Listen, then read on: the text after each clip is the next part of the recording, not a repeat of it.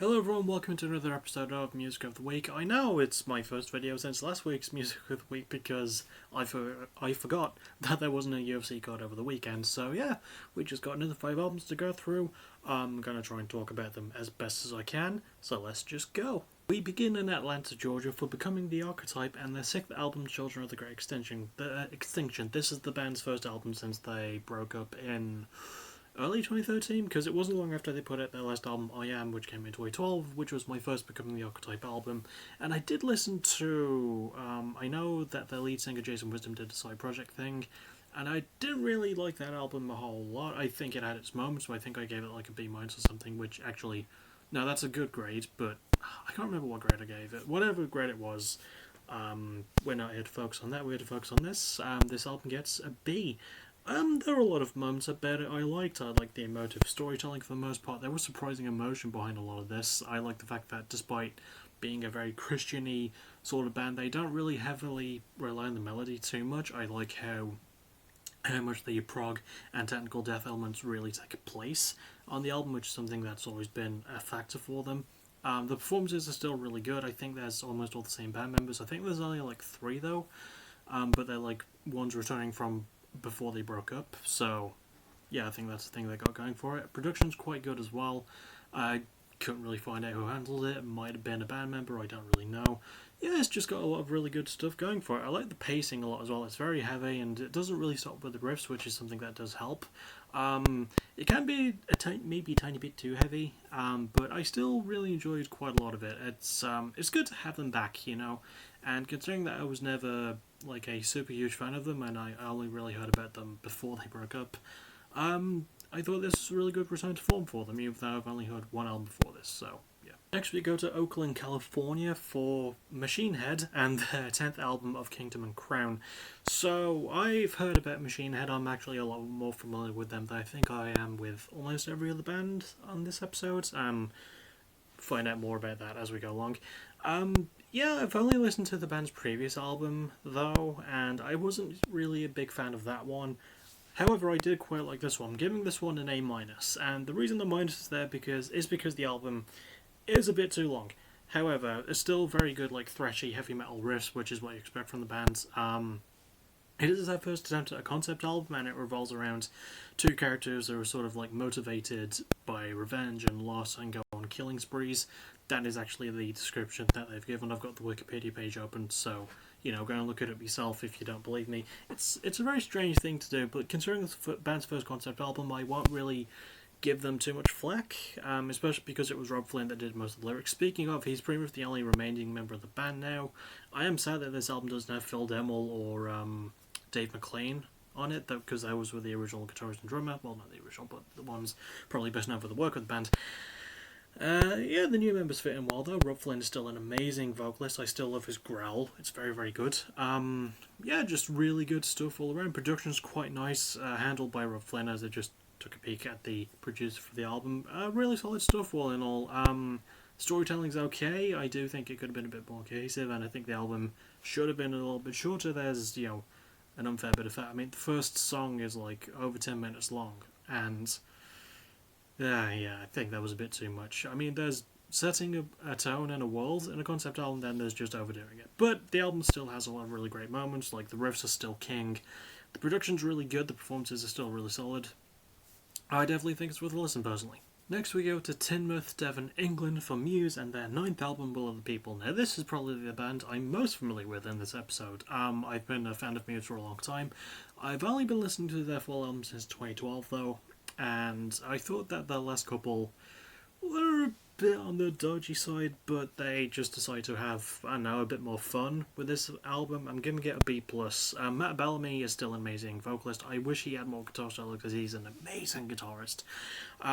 Chris Wolstenholme and Dominic Howard also do great jobs on the bass and drums respectively. I love the production on this album as well. It can overdo things a little bit, but it makes for some really nice effects for the most part.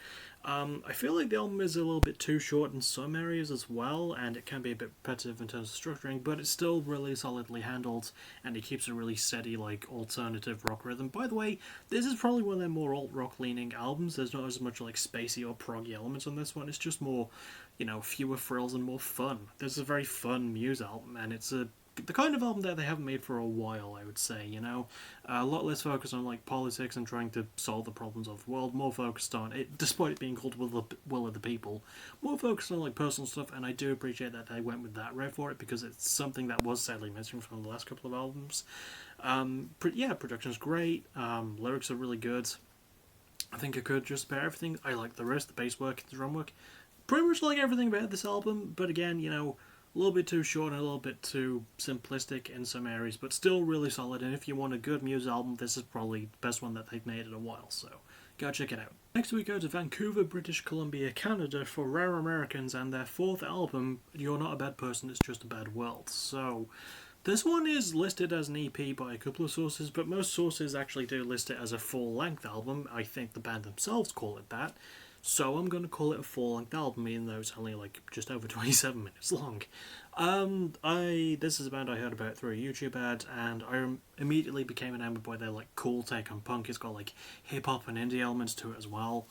And it's just something that works for me. I'm giving this album also an A-, by the way. A- is the highest grade I'm giving this episode, and this is the only other time I'm giving it in this episode. So, yeah, this is a very exciting project. I like how they balance like personal stuff with more like sort of worldly and political things with their lyrics. The instrumental work is really great. I love the bass work of Ginger Chen. She is absolutely amazing on the bass. I like how they're able to mix in the moods as well. There's some like heavier stuff when it comes to the more depressing tones, but it does keep it light and melodic in some areas as well. And considering that there's only 9 songs, that's not a lot of time, but they're able to mix it in so well. It's a very, very good example of being short but very, very effective.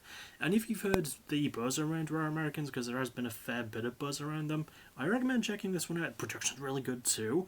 Structuring, yeah, a little bit short in some areas, but it's not unsatisfying, you know?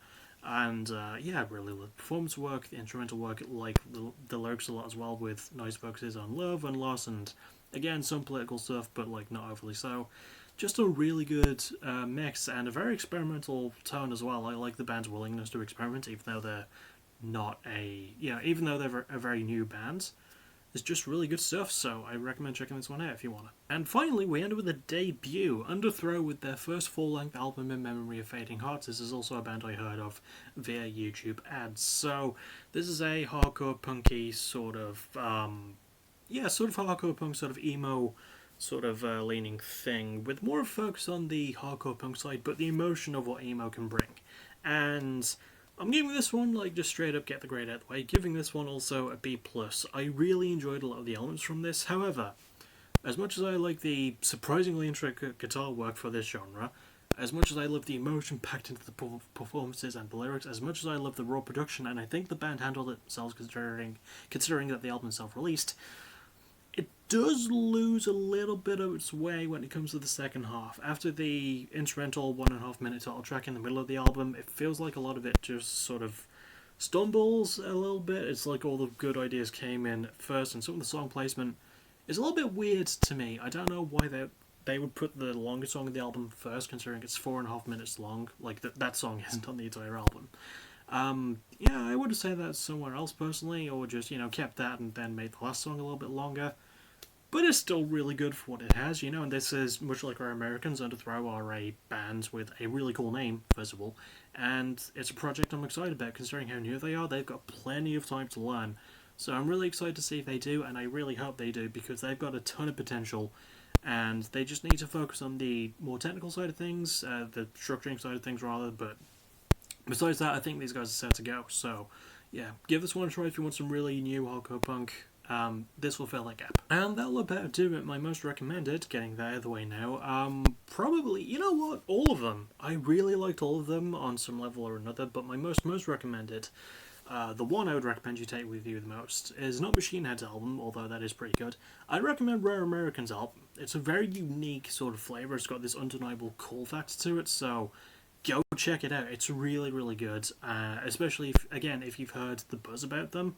It's worth catching in, so go and look this one up, even if it is technically classed as an EP.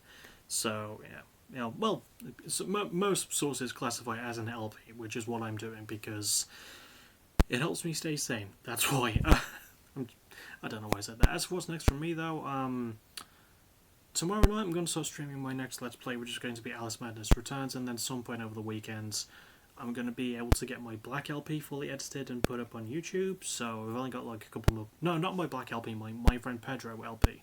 I've only got a couple more parts to do for that, and then that'll be up. Probably Sunday night at the absolute latest, I'm not really sure when.